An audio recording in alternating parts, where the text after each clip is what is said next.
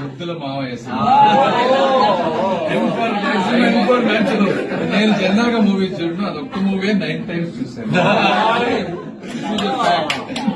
Fact. ఎందుకంటే ఆ sister sentiment అది ఆ రోజున I was really touch.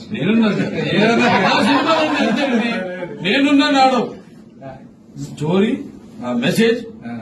That's why I say my films are larger than life. They don't see Balakrishna like they didn't see NTR in his films. They saw the roles.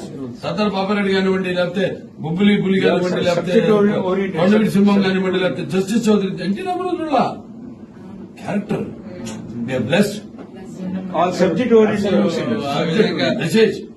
ఎందుకంటే నా subject natural life అని అర్థం కాదు ఎవరికి. Natural life అంటే ఇదేంటి ఇలా అవుతున్నాడు అంటే